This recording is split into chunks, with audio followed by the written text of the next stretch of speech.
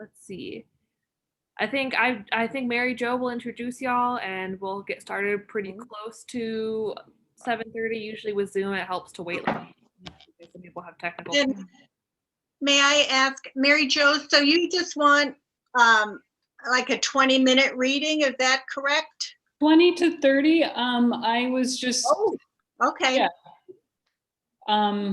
I think my thinking was that people might be zoomed out, but I totally trust y'all's judgment, and I'm just excited to hear what you have to say. So. And then I'll read, and then Kim will read, and then we'll have Q&A after. Is that correct? Well, I'm not clear about this. Kim, do you mind going first, or would you rather go second? It does not matter to me. Okay, Lorna, do you want to go first? Do you mind going first? I don't mind. It doesn't matter to me either. Okay. Okay. Perfect. Aren't we manageable? I know. I think we got it settled. I love looking at everybody's background. Kim, your background looks very like Japanese restaurant, and Mary Jo, yours looks like you were at Andy Warhol's house. Yeah, are you getting sick? It's polka dot wallpaper, and I see that it's. I love it. Yeah, I like it too, but it might be not the best for. No, it's not too op-arty at all. It looks really good. Okay. Yeah. I'm just trying to find a place that has no clutter in my house. So I found a wall. It looks very austere, and I love Kim's background. Yeah. Yeah, it's separate. I live in a very, very small house. It's a bungalow, and this screen separates the living room from the dining room. So it's very cool. Yeah, sometimes I want to be doing something in the living room, and I don't want to be looking at who's ever in the dining room. So we put that up. Who does? I've never had. I want to carry a screen everywhere now.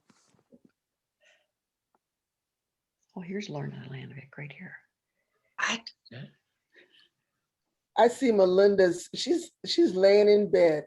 See, I was almost gonna do that. You know. Oh, Kim, I would have loved that so much. I thought about it. I said, "Oh man, I got to get up and get dressed and put something decent on." And oh man, you know, because sometimes I'm coaching kids over at Edina in speech and forensics, and so you know.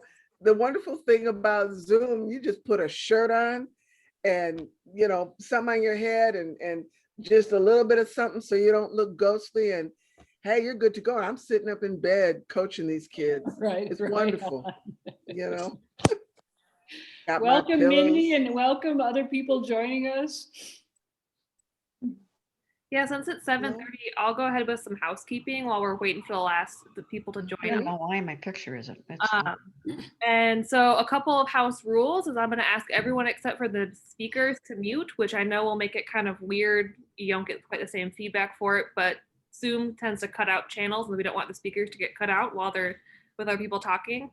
So if I see that you're unmuted, I will come in and mute you as well. If you have questions during the speakers things, feel free to put them in the chat, but don't unmute and talk and say them. We will have time for question and answer at the end. And for anyone who's new to Zoom, I would really recommend either pinning the speaker videos or putting it on speaker view so you aren't distracted by all 30 people talking and looking at once. It can get kind of distracting as a viewer that way as well. I definitely recommend in the top right corner, clicking view and going to speaker view. Anything else, if you have any questions or anything technically isn't working, feel free to message me directly throughout the thing. I'll be happy to respond and help you work through any technical issues. We should be going about an hour, a little bit over an hour. We'll have about 20 to 30 minutes for each reader, and then we'll have some Q&A at the end, and I'll kind of cut us off at a good spot for that, just to make sure we don't take up too much time for anyone. And so big things are, remember to stay on mute while the speakers are talking, and if you have trouble with that, or if you're confused about how to do it, it's fine. I'm happy to mute you from here as well. It's no problem for me. Other than that, I guess I can introduce myself. I'm Abby Cosberg. I'm the director of the Banfield Locker Center for the Arts, and we've had a reading series going on for many years here. And we're really excited for our first virtual one to be happening. It's going to be a trial run, so please bear with us if anything goes weird for it. It's our first trial, and we're really excited to have Kim and Lorna here to read with us. And thank you so much to Mary Jo for bringing them in. So with that, I'll pass it over to Mary Jo, and she can go ahead and introduce and start things off. And again, if you have any questions, please feel free to message me. Thanks, Abby. I am just thrilled that Lorna and Kim are here to make me look good in my first outing in arranging the series. I'm thrilled to be doing it. So I will just launch right into Miss Lorna Landvik. She's the author of 12 novels, including Patty Jane's House of Curl, Angry Housewives, Eating Bonbons, and Best to Laugh. Her most recent book is Chronicles of a Radical Hag, and she would like to remind people that it's a novel and not a memoir, but I beg to differ. Also an actor and a playwright, Lorna has appeared on stages throughout the country and regularly performs the all-improvised show Party in the Rec Room at the fabulous Bryant Lake Bowl in Minneapolis. Lorna, thanks for being here. Take it away. Mary Jo, thank you for having me, and thank you everybody for coming in this weirdly virtual world. I guess I'm going to read. I do have a question for you, Mary Jo. People don't know this unless you know Mary Jo and I, but we were in a lot of shows together, and I have such fabulous memories of being on stage with Mary Jo. We did a takeoff of Valley of the Dolls, where all our dolls, you know, our pills were M&Ms and hot tamales. So throughout the whole play, we're and the floor would be scattered with candy after. It was so much fun. And then we also did The Bad Seed, and there are lines from that play that we still use, my husband and I, for laughs, like fire, Amory, fire. But you had to be there. So I was going to just read from Chronicles of a Radical Hag, but because in honor of Mary Jo and her first outing as the curator of this fabulous series, I'm going to read a little bit about comedy, and this is from Best to Laugh. And the heroine, she wants to grow up to be a stand-up comic. Technically, I lived in the upper half of the duplex with my dad, but because he worked nights at the Ford plant, I was most often downstairs at my grandma's, taking over her guest room as my own. Tired of repeating lights out to someone who is a natural night owl, Grandma became lax in policing a bedtime she knew I wasn't tired enough to obey. And by the time I was 9, all attempts at enforcement had been thrown out the window, and the two of us had a regular date on the couch with Johnny Carson. We both loved The Tonight Show and its host, loved watching Johnny play Karnak the Magnificent or Aunt Blabby, loved his looks of understated alarm as marsupials from the San Diego Zoo inspected his hair for nits or snakes slithered up his arm, loved the polite conversations he'd have with the old lady who collected mushrooms that looked like presidential profiles, or with the condescending 10-year-old genius who just sold a patent to Nassau, all the while winking at the camera to let us know he couldn't see Millard Fillmore in that particular piece of fungi either, and that this little kid, the little twerp, was way over his head too. We liked the opera singers, the drum soloists, the authors and artists he'd have on, but boy, oh boy, we loved the comedians. During the commercials, I'd jump up and recreate their acts, the throw rug by the fireplace serving as my stage. I'll tell you, kid, when I was a little kid, all I knew was rejection, I'd say, adjusting an imaginary tie a la Rodney Dangerfield. My yo-yo, it never came back. During doing Joan Rivers, I'd grouse, I hate to do housework. You make the beds, you wash the dishes, and 6 months later, you gotta start all over again. My grandmother's laughter was like gold to King Midas, and greed pushed me to want more, more, more. When she explained that comics were professionals and that they, like Johnny, were paid to make people laugh, a spotlight clicked on. I want a job like that, I said. Oh, kid, she said, using her all-purpose expression, you'd be so good at it. So that's just a little nod to Mary Jo and all of us who like to be on stage. So now I'm going to read from Chronicles of a Radical Hag. And this is a book about an 80-year-old longtime columnist at a small town newspaper. She's been writing since the early 60s. And it's not a spoiler, but early in the book, she suffers a stroke and is hospitalized. And the newspaper publisher decides to run Hayes's past columns until her hopeful recuperation, because she's a very beloved figure in this small town. So I'm going to read some of her columns. Let's see. This is from April 27th, 1964. And this is her very first column for the paper. Cheerful greetings, readers. I was thrilled when the peach organza prom dress I sewed won a blue ribbon at the statewide 4-H career day competition, thrilled when I graduated UND with a degree in journalism, and thrilled when the Gazette hired me away from the Fargo Forum. To be thrilled is a lovely state of being, one that I again find myself in now that I'll be writing a bi-weekly column. Every year, my bachelor uncle Ralph brought a different date to our family's holiday table, and one memorable Thanksgiving, he was accompanied by Carol Burgesson. Carol Burgesson!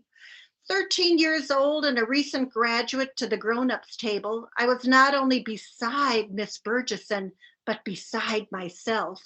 She may not be well known here in Minnesota, but in the Dakotas and states west, she was the reigning queen of the rodeo, and throughout the passing of mashed potatoes, turkey, and candied yams, I deliberated over what sophisticated and witty words I might say to impress her. I saw you at the Dunn County Fair, I finally offered, watching her drizzle gravy over her generously filled plate. You were wearing lots of fringe. I always wear fringe, darling, she said, except at the dinner table where it can get a little sloppy. She was the nicest woman, with a big laugh and a head full of wild red hair, and she regaled us with tales of bucking broncos and rodeo clowns with drinking problems. Moreover, she had all the time in the world for a strangely pale teenager who thought she'd hidden a pimply chin and forehead with liberal pats of her mother's powder puff.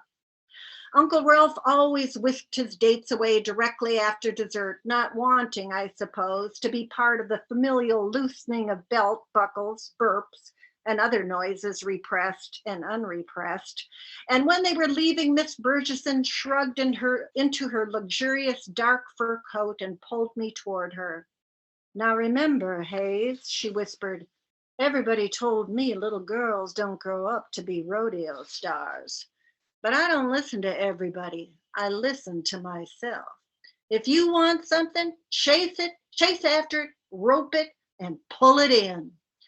It is advice that has served me well, and after Walter Peterson announced his retirement, I thought, that's something I want, his job. And so after it, I went. Why should I give a features writer her own column? Asked Mr. McGrath, this paper's news publisher. A features writer who's only been with the Gazette for a year. Because I love a good story, I said, practically ejecting from my chair. I love hearing them and I love telling them. And besides, I did a little research and the Gazette hasn't had a female columnist since Ethel's Kitchen Nook, and that was ages ago. I believe it's been 4 years since Ethel took her retirement, said Mr. McGrath, who went on to tell me how Ethel had a point of view and how people who read her columns knew they were going to get tips for making moist pot roast and cute stories about who first dared to add grated carrots to their Jell-O salad. Just like with Ramblings by Walt, they knew they were going to get a sportsman's slightly curmudgeonly view of the world, as well as how the fish were biting on Flame Lake. What will they know they're going to get with you? Who knows? We'll discover it together. I'll write what moves me, what riles me or makes me sad, and just look at it from a business perspective. A column by a woman who could be the granddaughter of the columnist she's replacing. Well, it could bring in not just younger subscribers, but more women subscribers.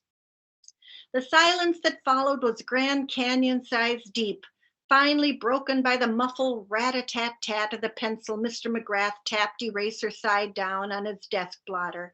And just as I thought he was going to tell me to get out of his office and pack up my desk, he sighed. All right, Hayes, have your first column on my desk Monday morning. I'll give you a 6-week trial run to show me what you've got.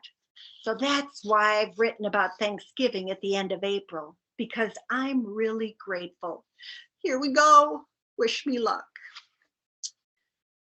So this is a column she's written, dated September 15th, 1969.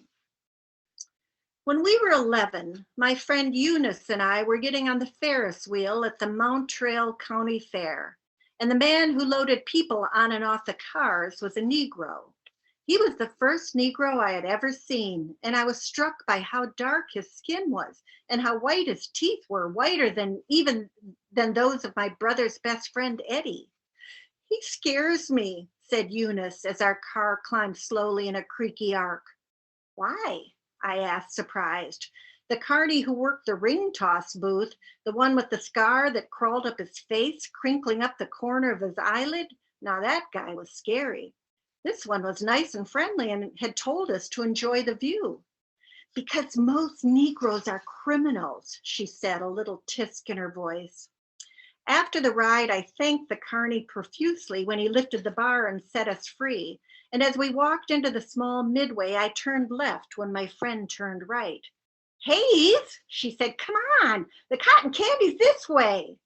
I wanted to keep walking left, toward the little tent with the flea-bitten circus ponies, toward the fun house with mirrors that made you look either 2 or 10 feet tall, past the dirt parking lot and into the dark night. Eunice lived on a farm, and I was spending the night at her house. Her parents were going to pick us up by the bandstand at 9, and where did I want to go anyway? My thoughts were all a jumble. Why would my friend, a kind and generous girl, say such a thing? A boy in my class had gotten a lecture from our teacher about name calling and generalizations after claiming, all girls are dumb. This he had had the nerve to say after Ella Lundberg knocked him out of a spelling bee round. What would my teacher say to Eunice? I said nothing, but followed her to the cotton candy stand, and by the time we'd finished eating the sticky spun sugar off our paper cones, I was on the next ride, the next thrill.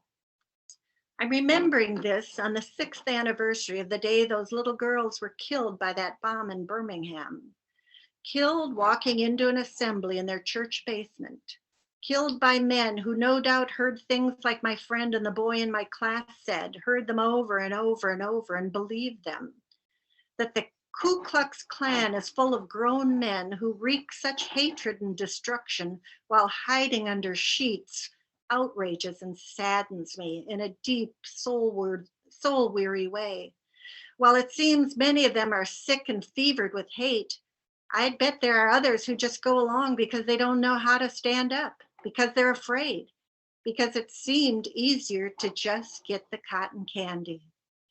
On this day, I'm thinking of my Sunday best dresses my mother sewed for me, the ones she hand-smocked or trimmed with lace. And I imagine those 4 little girls in their flouncy skirts and shiny shoes, whose mothers had tied their sashes and combed their hair and promised them an extra piece of cobbler if they paid attention during the sermon. So that is another column. And I think I now will excuse the class and let you all go get a glass of wine. No, this is from April 20th, 1995. My friend Lois, Bruce Schneeman, and I stood watching a bank of TVs, our arms folded tightly across our chests, protecting us. My wife's family's from Oklahoma City, Bruce said. Note, I spoke this morning to Anita Schneeman, and all her family members are thankfully fine. As we tried to make sense of not just the carnage, but how the carnage came to be. Lois and I had been browsing at Schneeman's furniture. I need a new couch and have for about a decade. And Lois was looking at an accent rug, as she had finally had her molting 70s shag rug pulled up to reveal the pretty blonde wood floors underneath. We were more distracted shoppers than serious ones, and were testing out 2 side-by-side recliners, pulling their levers like we were race car drivers and they were our stick shifts, whooping as we were sent in varying degrees backward. When Bruce rushed into the showroom and called, "Ladies!" we thought for a moment we were being scolded for our rambunctious recliner test drive. But as he navigated the maze of sectionals and ottomans and chairs, he said, "There's been a bombing in Oklahoma City." We followed him into that small electronics room and watched the news on a half-dozen television screens. I didn't go into the office where I knew I could get all the latest incoming news. I didn't want all the latest incoming news. I didn't know what I wanted. I was just so discombobulated that in this world I live in also live people who can plan and execute such barbarity. The perpetrators are unknown right now, but when they're caught, and they will be caught, I'm sure we'll hear the heinous drivel that they believe explains their motives. But that's all it is, the same heinous drivel that's always espoused by those sick enough to commit acts of terror, those evil ideologues who believe that causing death and destruction somehow glorifies their cause. So I wonder if I brought everyone down yet. But I want you to know that she, in her columns, she jokingly refers to them as Chronicles of a Radical Hag, after a troll, or whatever the 1960s, 70s version of a troll was called. He will write in, he does not like women who have opinions. He said there's nothing, but the ravings of a radical hag. So because she's a kind person and wants everyone to get along, she does offer recipes after some columns that she knows are going to incite not so praiseworthy comment. So in this book, you'll find really good recipes too, mostly baked goods, because I'm a good baker. And I urge you to make the almond crescent cookies. They're so good, but make them small. I've had libraries and booksellers make those cookies at events, and they've been like boomerangs. They've been so big, so make them little. But I think, Mary Jo, shall I hand it to Kim? Well, I just want to thank you, first of all. That was great. And I can't recommend Chronicles enough, because it's a delight and it's wonderful. I just want to say thank you, and then allow me to bring up Kim, and then we'll do the Q&A after Kim is done. Kim, are you there? Yeah. Thank you, Lorna. Hi, Kim. Hi. Can I give you a little, everyone? Go ahead. Can I give you a little intro? Sure. I want people to know about you. Kim has been in professional theater for over 54 years. What? Come on. She has enjoyed a long career as an actor, director, and playwright, this I know, in the Twin Cities and across the nation.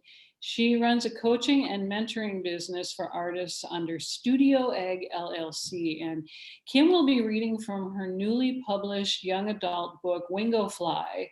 And all copies of the book bought through her website will be autographed. And you can find her website on the Banfield Lock reading series pull-down menu. It's studioeggllc.com/wingo-fly. And both the print and ebook versions are available at Amazon, Barnes & Noble, and wherever books are sold. Kim, take it away. Well, thank you. Thank you so much. And I wish I had something to read to talk about our relationship, but I don't have anything. So, oh well. That's our next project. Yes. Next project. Right. Winglefly is about a 10-year-old Black girl growing up in South Minneapolis during the 60s. Her name is Christy Wingo, and she's got some things going on all at once. Number one, it's the civil rights movement. And here in Minneapolis, there's a young Black man who was murdered and they can't find his body. And it's now month number 2, and Black people are very angry. There's protests, there's rioting. And because, you know, people are thinking, well, if this had been a white kid, they would have found his body by now, you know. So there's a lot of that going on. And she is also going through some changes within herself. And she's learning about the birds and the bees. And the biggest thing that's going on in her life is that she has figured out that she has the gift of sight. She hears things, she sees visions. And this young man who was murdered visits her in her dreams and in her visions. And it's through all of that that she is able to help the authorities find his body. Christy has some very interesting relationships, and one of them is with an older woman in the neighborhood, Sister Ray. Sister Ray is kind of like the neighborhood's grandmother. You know, she's one of the elders of the community. And Christy doesn't have any grandparents up here. And so this woman fulfills that role for her. And when she can't get the right answers from her parents, she goes to Sister Ray. Sister Ray is also a mentor and a guide in regards to Christy's gifts of sight. So I'm going to read 2 excerpts. And this is when we first meet Sister Ray. Hold on. Okay. You're going to stand there, or are you going to help me? If you're going to stand there, then you can just go on home. I don't need nothing else taking root around here. I got enough to do with these here weeds. I walk up the stairs to her yard and garden. I drop to my knees and I start to pull at the weeds. Sister Ray turns and watches me for a moment, and then she points at something. Well, you missed that weed right over there. And then she points to another plant. And that one is a seedling for one of my flowers, so don't be pulling that one out. Me and Sister Ray, we enter her kitchen. Wash your hands now. Over there is a soap on the back of the sink, and use the towel on the refrigerator. I grab the bar of lava soap and I wash my hands while Sister Ray takes off her red tennis shoes and sets them by the back door. I move over to the towel on the refrigerator to dry my hands as Sister Ray moves to the sink to wash her hands. Are you thirsty? Asked Sister Ray. Yes, ma'am. Well, good. I'll make you one of my apple cider floats. Sister Ray is very proud that she has created this drink. She moves to the cabinet and takes out a warm bottle of apple cider. And then she crosses to the refrigerator and takes out a quart of vanilla ice cream from the freezer. And the next thing I know, she has poured the apple cider in a glass and has added a scoop of vanilla ice cream on top. She hands me the apple cider float with a spoon. I take a sip, pushing the spoon aside. It's a small sip. It tastes awful. There's something wrong with adding vanilla ice cream to apple cider that's not even cold. But I don't let her know that I think it's wrong. Let's go sit on the front porch and admire our work, says Sister Ray. She grabs a couple of napkins, her apple cider float, and I follow her through the living room. She grabs her sewing basket from the floor next to the big overstuffed chair and hands it to me to carry out as we go out the front door. I wait until Sister Ray gets situated and then sits in her rocker. She balances her drink on the porch railing. I hand Sister Ray her sewing basket, and then I sit on the top step and I place my float on the floor of the porch. Sister Ray rests the sewing basket in her lap as she pulls out her latest darning project to work on. Well, drink up now. This is premium ice cream we got here. Best in the great Midwest. Of course, it doesn't hold a candle to the ice cream my daddy used to make when I was a little girl. We made ice cream ourselves. We didn't buy it in stores like we do now. Well, didn't you have ice cream in stores when you were a kid? I asked, wondering what it was really like back then. Well, of course we did. We just couldn't afford to buy it. It was cheaper to make it ourselves, said Sister Ray, sipping from her glass. She peers over her glasses, looking down at my glass of apple cider float. You be sure to finish that up. We don't waste nothing in this house. Waste not, want not. She mumbles half to herself while looking for a particular needle. Yeah, I'm sure that's in the Bible somewhere. Yes, ma'am. I lean back on the porch column and I drink down half of my float. Oh, I really don't like this float, but I drink it anyway. I sit the glass down and I wipe my mouth with my sleeve. Sister Ray? Tell me some more of those stories of when you were down south fighting white folks and marching. And Sister Ray cuts into what I'm asking. You mean signing up colored folks to vote? Sister Ray looks over at me from her sewing. Why do you want to hear all those stories again for? I must have told them to you 11 times. She digs down into her sewing basket, looking for a spool of thread. Were you scared? Were you scared of them white folks? Sister Ray sucks her teeth for a moment and shakes her head. And then she said, no, I was mostly angry. She pauses for a moment and then she looks at me and says, for people who's supposed to be so much more intelligent than us and so much more educated, they still don't understand a lick about humans walking around on this here earth. Sister Ray pauses and grabs a spool of bright orange thread from her basket and rethreads her needle. No, I ain't afraid of them. I feel sorry for them. They don't understand that when you oppress another person and take away all hope from a person's life, you can no longer sleep soundly at night. That's why we had the riot the other night. That's why so many of our people are protesting and marching. And white folks, they don't seem to know why. Sister Ray and I sit in silence for a moment.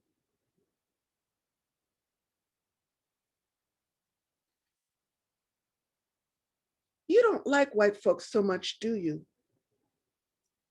Reverend Spokes at church says that the Bible says that we're supposed to love one another. And I don't want to start anything, but it seems really weird that it's only colored folks that our minister talks about. He never talks about the white folks loving anybody else but themselves, but the colored folks always have to love everybody.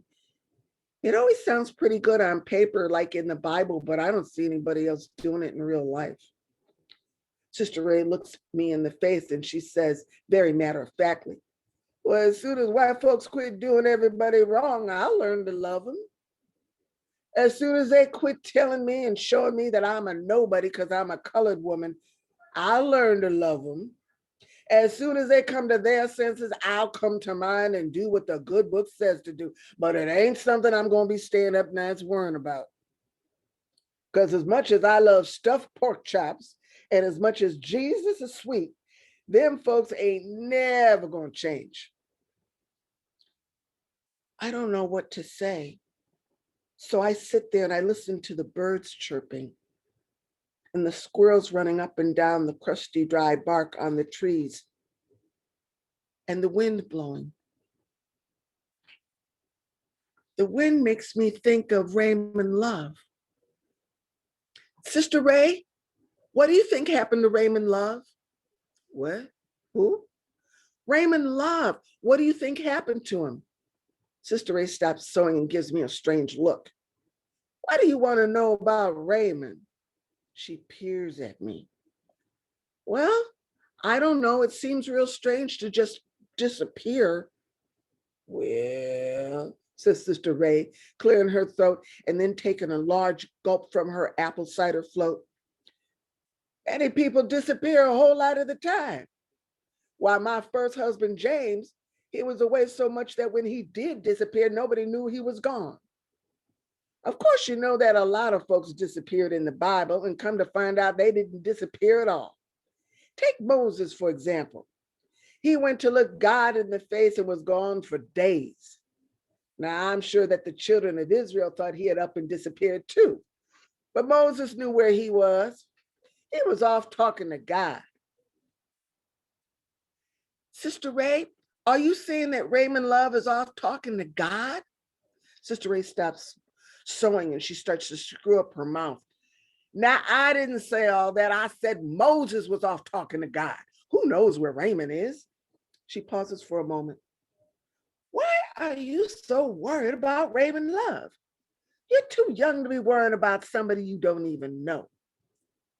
I don't understand why you worry so much. Oh, Sister Ray gives out a sigh. I'll think on Raymond. Maybe the Lord will give me some answers. We got real quiet again. No talking, just sitting there together. Sister Ray, how old are you? 63. I start to count on my fingers. 63 divided by 3 is 21. And if you add those two numbers together, you get 3. And 3 plus 3 plus 3 equals 9. Add 1 and you get 10, which is the age I am right now. It's the number 10. Ooh, maybe me and Sister Ray are related in some way. What? What'd you say? Nothing, Sister Ray. Nothing at all.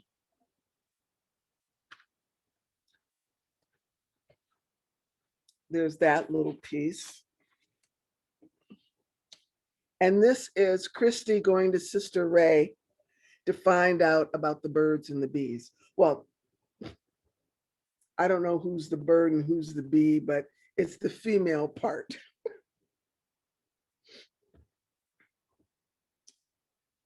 Well, don't you have something to ask me about? Without even looking at Sister Ray, I nod my head yes. Well, what do you want to know? I look at Sister Ray and I feel like a dam is bursting and all of these words are pouring out of me like water and I can't even breathe right. Well, my mom says that I can't play with Buddy and the other boys anymore. And then she gave me a bunch of booklets to read and I read them, but I don't understand everything like these stupid pictures. And well, I'm mad. I'm very, very mad. I mean, is this what's really going to happen? Do I have to worry about this every month? I mean, nobody told me, nobody ever said that this was what was going to happen. And now my mom says I can't play with the boys anymore. And do I have to tell them why I can't play with them anymore? Because they're going to laugh at me and say that I'm making it all up because boys don't know nothing about nothing. And then I'm going to have to show them these booklets with these stupid old pictures and then everyone will know exactly what's going to happen. Christy, says Sister Ray calmly, but I can't stop. I can't stop talking. And then I called my friend to the inn, Charmaine, and she says that her aunt says that it's the curse of a woman's life and that it's awful and it hurts. And I looked all through these booklets and none of them ever said it was going to hurt. And Charmaine's aunt, she says that she can't wait till her change comes. And what I want to know is, am I going to have to change? And if so, then what do I change into? I mean, that's not even in the booklets either. And why does this have to happen to girls? How come boys don't ever have anything icky or yucky happen to them? Sister Ray starts to quickly answer my questions. I think she thinks if she doesn't get there, I'll go on forever and she won't get to talk at all. Because number one, you have to be worthy to have significant things happen to you. Men and boys are not worthy. Number two, they wouldn't know what to do if something like this did happen to them because men don't know how to act right. I've been married 3 times. I know what I'm talking about. Sister Ray gets up and she moves to a Bible lying on the mantelpiece over her fireplace. You see, it's all here, right here in the good book. She holds up the Bible. The Bible talks about everything, every place, and everybody. It talks about it so well, the Bible don't need no pictures. With the Bible in her hand, she moves back to the buttons. Let's put these buttons away. We got some serious talking to do. We can sort buttons some other time. So we put everything away in a big brown box and we shove it behind the couch in the living room. Balancing her Bible in one hand and a glass of lemonade in the other, Sister Ray and I sit on the back screen porch. Sister Ray is very quiet as she looks out into the sky. It's all about life in order, Christy. Like the number 1 being followed by the number 2 and then the number 3. Sister Ray takes a sip of her lemonade and continues to talk. A woman in her time of bleeding is in her time of order, but it's also her magic time. That's what I call it, magic time. Well, what's so magic about it? Charmaine's aunt said it's awful and that it hurts it. Charmaine's aunt is ignorant. See, some women folk be complaining about their magic time, be talking about how much it hurts and all. Of course it's gonna hurt. You got 2 billion years of power all wrapped up inside you long before you was even born. You got all that power to make life happen, all bottled up inside you in a small, teeny tiny little secret pocket where babies grow. But it ain't about having babies, because whether you choose to have one or not, the power is still there. It's like your body can't contain all that power at once, right there, all in one place. And that's when a woman feels like she got to bust loose and break free. If a woman in her magic time would just open up her mouth and scream, her voice would fill up the universe and rock it all to the point of adding a couple of more solar systems to the whole works. Now, that's a whole lot of power. Quiet as it's kept, that's how we got the Milky Way. I look at Sister Ray and then I look up in the sky and I go, well, that's not what my school books say. School books don't tell it right because school books don't know. Yes, sorry. No wonder so many women folk got an attitude during their magic time. A whole lot of attitude. Sister Ray takes a long sip of lemonade and then takes in a breath as though she's thinking of what she wants to say next. And then she lets out a sigh and she looks at me. A woman's cycle is usually 28 days. What's 2 plus 8? 10, I answer. Right. Now you take that 1 and you add it to the 0 and what you get? 1, 1, 1, 1. 1 is the only number which makes it holy, because we only got but one God. No matter how many times you split God up, no matter how many different names you call God, you still only got but one. A woman's cycle comes down to the number 1, and that tells you how worthy women are. And to make my point, Sister Ray stops and clears her throat, and then she starts back up again. Let's look at the story of Samson and Delilah. Before she gets into her story, she takes a gulp from her glass of lemonade, and then she sets the Bible down on a small stool nearby. Delilah cut off all of Samson's hair. Of course, nobody asked why he was over at her house in the first place when he was supposed to be off minding his own business. Anyhow, the question I put forth is this. How is it that Delilah, who is supposed to be all weak and servile, how is it that Delilah cut off the hair of a man who's supposed to be the strongest man in the world, cuts off all his hair, waves it all up in his face with a smile? A man who could hold off armies 50 million strong. How is it that Delilah overpowered Samson? Well, I start to answer her, but then I think for a moment, the story of Samson and Delilah is an easy one, and I wonder if this is a trick question. But I answer her anyway. Well, they said all of his power was in his hair. Well, that may or may not be true. I ain't calling the Bible a lie, but I also know that I wasn't the one running my fingers through that man's hair. So I don't know what was all up in there. But I do know that Samson had hair in his head before Delilah got them clippers out. Now, why didn't he stop her? I shrugged my shoulder. I don't know. I know you don't know. And that's why I'm telling the story. The reason why Samson didn't stop her, because he couldn't stop her. Delilah was in her magic time. He couldn't do a thing except take the consequences. It was her magic time what made him so weak, not cutting off his hair. Oh, that was just frosting on the cake. I look at Sister Ray and all I can do is smile and giggle. And then we laugh out loud and she looks at me and she laughs too. And we just hug each other. Child, next time you come over, I'll tell you about the Virgin Mary and how everybody can't have a baby the way she did. Sister Ray, can I ask you one last question? Yes, sugar, go ahead. What are tampoons? And just where do they go? So I'm done. Thank you, Kim. Sure. Can we see the cover of your book? Can you hold up the cover of your book? Sure. Whoa. Can you That's see it? beautiful. Yeah, I'm excited Thank to you. read that. Thank you so much. Oh, thank you. Thank you. And thanks again, Lorna. Okay, Abby, I don't know if anyone's, I don't see any questions on my chat. I don't know if you have a separate chat. Does anyone have any questions for Kim and or Lorna? I know I have a bunch, but I'd rather turn it over to any of our viewers / listeners. I don't have any on my end, but I will throw out that if you're nervous about asking them via Zoom, it can be intimidating. Feel free to type it out, or you can raise your hand, unmute, whatever is best for you. We'll facilitate from there. Okay, great.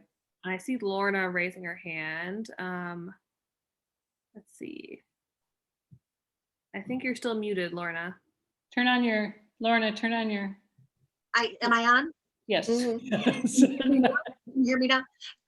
Kim, I think all boys, young adult boys need to read that book. I really do. And I hope that you can, that it becomes an audiobook and that you can read it. Oh, well, thank you. Oh, Yeah. I'm so rusty. You know, as I was practicing this, I said, oh, I haven't done any acting in such a long time.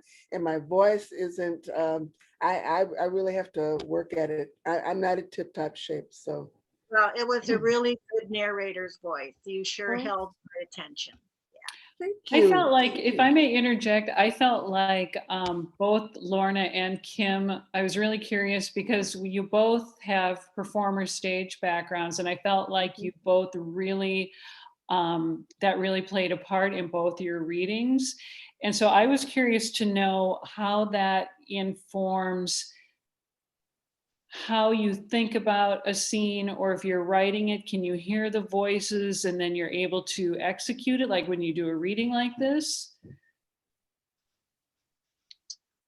Shall I go first? Oh, Certainly, either. So how does acting inform writing is your question, kind of? Kind of, yes, thanks, Lorna, kind of.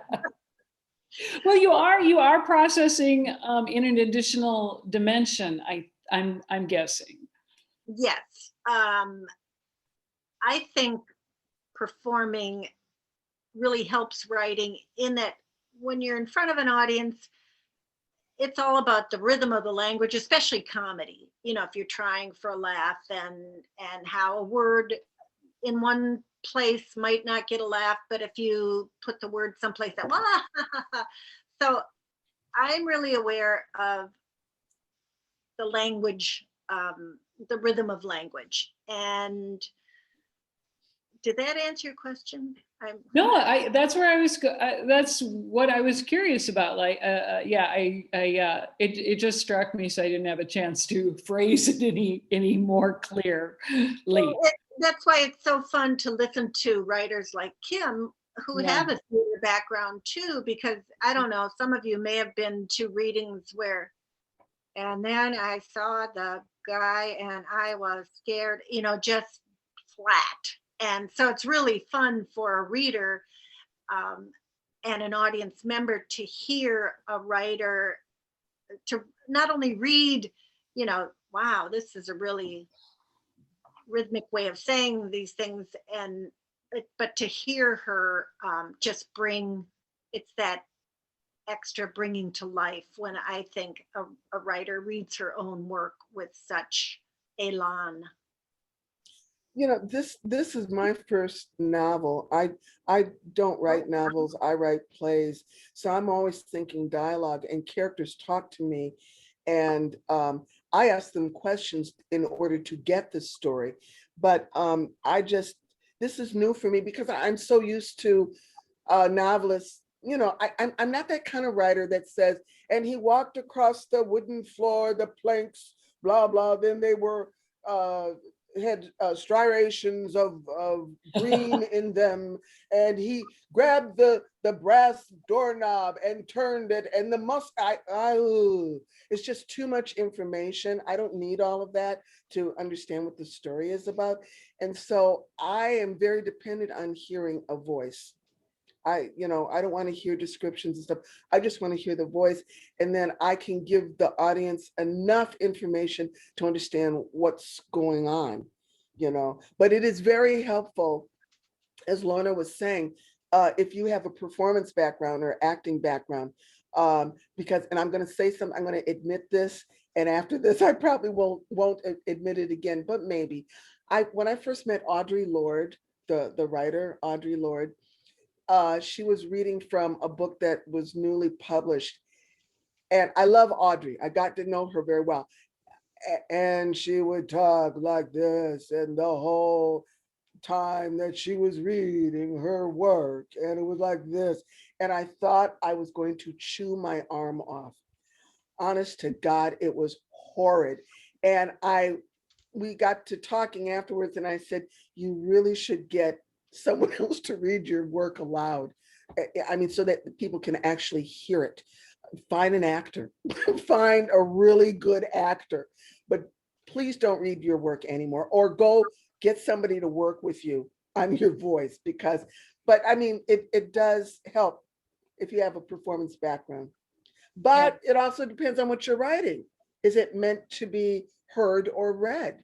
Because I think that's a whole separate huge TED Talk we'll have. Kim, yes. I have a question for you from Greg Lecker on the chat, and he says, now I lost it. For Kim, is Sister Ray based on anyone in your life? There was a woman at the end of my corner block, Mrs. Delilah. I loved her. She was the aunt of one of my neighbors and a grandmother to another one of my neighbors. And she had this, she was always out gardening, and sometimes I would go out and help her. And she would tell me 11 times, don't run on my lawn. Don't sit on, she had a raised garden and had a brick wall around it. And we would all come and sit on the edge of that wall. And she was so afraid we were going to sit on the flowers. And so she was always saying that. She, and there's two other women that were at my church, Mrs. Maxwell, Retha G. Maxwell, and Allie Wilson. I envision Sister Ray walking like Allie Wilson, who had a little bit more junk in her trunk. So she had a way of walking that was a little, just a tiny bit of a waddle, just a smidgen, and Mrs. Maxwell was always bringing up everything had to relate to the Bible, So I took the three of those personalities and put them together.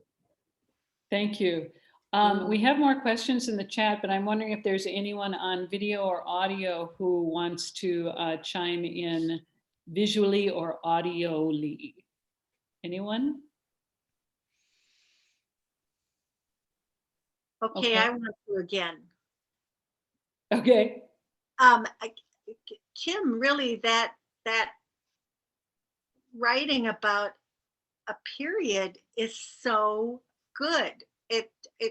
I just keep thinking about it, and I think how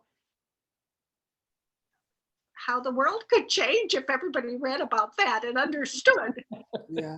No, listening to your piece, it brought me right back there because I was in third grade when the bombing of that church happened, and it happened 5 days before my 8th birthday.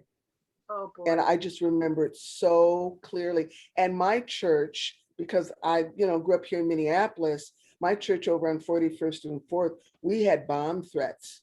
We had bomb threats for months, and we had police standing in the sanctuary. And they had to do this at every single service for what, 2-3 months. It was almost Christmas by the time they stopped coming because we got so many bomb threats. It was awful. So, I mean, I really appreciated hearing, the pieces that, the thoughts and the little girl and the whole thing about, Black people are criminals. I'm just going, wow, I mean, it just, and so you captured the 60s as well. You captured it quite well because we were all criminals, Oh, man. Lorna, I have a couple of questions for you from the chat. Okay. One or both. The columns cover about 30 years, 1965 to 1995. Is that correct? Maybe that's just a yes or No, no. it goes up to 2016. She is so wow. excited about voting for the first woman presidential candidate. Okay, okay. And then, thank you for that clarification. And then second, and this is from Greg Lecker too, what inspired you to format your book in the form of a story within a story, a la play within a play? Greg, I wish I had a good answer for that. I never know what inspires me to do what, or format a book a certain way, or give a person, first a voice in first person rather than tell her story or his story in third person. It's I was just thinking the other day that I hope that some universally known neurologist never discovers how imagination works, never finds that secret little compartment in the brain, because I just love the mystery of making things up and creation and not knowing where it comes from. And sometimes I think you have to be not afraid of these things that come in, like, whoa, I better go have some pie. That's a little frightening. To just let it rip.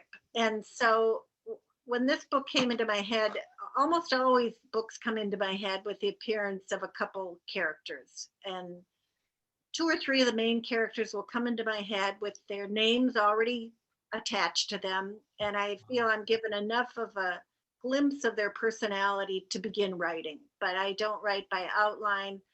I knew right away that Hayes was a columnist, and so I started writing a column, and then right away I realized she's going to have this stroke that waylays her and puts her in the background, but allows, the newspaper publisher, as I said, to look back on her life via her columns. So yeah, I wish I had a very erudite answer to that, but I Thanks, Lorna. Is there anyone on video or audio who has a question? Thank you for joining us, everyone. Anyone there? I want to ask, I made this comment to Kim, but I remember Kim from years ago. And were you involved with the Foot of the Mountain? Yes. Were you Yes. the playwright, or were you acting? No, I wasn't acting because I was a union actor and they were not a union house. I was the literary manager for a while. I was production manager. I created a lot of the new programming. When they came out with the poster and the brochure, that was me, because I have a commercial graphics background. And when I came in, they wanted more people of color to be on staff, even though I was the only one. Okay. And I revamped Foot of the Mountain from a business structure And then I took on different roles, helping to create new work, bringing in new blood, new people. Martha Bosing was the resident playwright. She was gone by then. And Phyllis Jane Rose was the executive director. Was that in the 1980s? Yes. And I think, did you also do anything at the Women's Coffee House? Yeah, a lot. Yeah. Yeah. And Yeah. I mean, that again, I'm remembering you from that time. Mm-hmm. Yeah, So yeah. that was what drew me to watch this tonight. Oh, thanks, well, Janet. thank That's you. great. Thank you. Yeah. Anyone else on video or audio? Show of hands. Anyone? It's a quiet group. Yeah, real quiet. It's Minnesota. Okay. Mindy, did you have a question? I don't have a question, but I have a comment. Does that count? That's acceptable. Thank you. The sheer fact of storytelling, of hearing somebody tell you a story, was so blissful, because I can't remember the last time somebody read to me and I closed my eyes and I pictured everything. And I forgot how much I enjoy that. I enjoy it on both sides. I enjoy reading to people, but I haven't been read to in 1,000,005 years. And that was just, oh, it's just stunning. So I'd like to thank you for doing that. And I could sit and listen to you all night and then fall asleep in my bed. That service is available for an Yeah. additional charge. It's just something that we don't, you read. I think of my kid always wanting the same story and me telling them, and just so thirsty for that connection, for that humanity, that moment. I just thought that was really important to me. Thank you. I'm so yeah. I shouldn't step in, but I'm thrilled to hear that, because I feel the same way. This is what I felt like the whole time. I know. I've got my stuffed pig. I'm like, go ahead. Yeah. Sister A. Any more questions from anyone, chat or audio or video? Well, may I just say, after Mindy, my very favorite teacher was my 6th grade teacher, and he really encouraged my writing. And he made me extra excited about reading and writing, because he did read to us every day. And it was just a time where you could just, do what kids don't do anymore. You could just look out the window and be taken away, by a story. So yeah, I thought, wow, you're a smart one, being in bed already for these bedtime.